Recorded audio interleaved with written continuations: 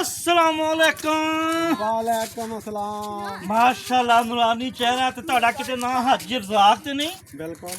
ਅੱਛਾ ਤੁਸੀਂ ਉਹ ਹਾਜੀ ਰਜ਼ਾਕ ਕੋ ਮਾਸ਼ਾਅੱਲਾ ਜਿਹੜੇ ਹੱਜ ਵੀ ਕੀਤਾ ਤੁਸੀਂ। हाँ जी अल्हम्दुलिल्लाह। ਜ਼ਮੀਨ ਸ਼ਮੀਨ ਵੀ ਹੈ ਮਾਸ਼ਾਅੱਲਾ ਬਹੁਤ ਸਾਰੀ, ਬਿਲਕੁਲ, ਅੱਲਾਹ ਕਾਰ ਤਾਲਾ ਸ਼ਾਰ ਦਾ ਵੀ ਸ਼ੁਕਰ ਹੈ, ਹੈ। ਚਲਾਉਂਦੇ ਹੋਇਆ। बिल्कुल चलाउने हैं। ਅੱਛਾ ਤੇ ਹਾਜੀ ਸਾਹਿਬ ਇੱਕ ਦਰਖਾਸਤ ਹੈ ਤੁਹਾਡੇ ਅੱਗੇ ਮੇਰੀ। जी ਹਾਜੀ ਸਾਹਿਬ ਮੈਂ ਜਾਣਾ ਸਰਗੋਧੇ हाँ जी। ਤੇ ਰਸਤਾ ਮੈਨੂੰ ਕੋਈ ਸਮਝਾਓ। ਮੈਂ ਉਸ ਪਿੰਡ ਚੋਂ ਆਇਆ ਤੇ ਰਸਤੇ ਦਾ ਨਹੀਂ ਪਤਾ ਮੈਨੂੰ, ਮੈਂ ਸਰਗੋਧੇ ਕਿਵੇਂ ਪਹੁੰਚਣਾ ਜੀ?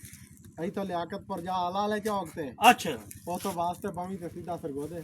ਅੱਛਾ ਤੇ ਸਰਗੋਧੇ ਸੁਣਿਆ ਮਾਲਟੇ ਬੜੇ ਮਸ਼ਹੂਰ ਆ, बिल्कुल माल्टे बड़े मशहूर ਖਾਣ ਨੂੰ ਦਿਲ ਕਰਦਾ।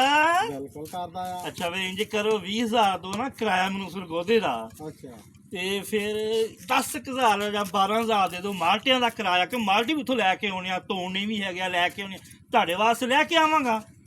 यानी कि 30,000 रुपया मैं तेन दवा माल्टे ਜੀ दा ਜੀ खांदा। ਜੀ ਜੀ ਜੀ ओए अहमद फजान फड़ो एनू माल्टे खांदा।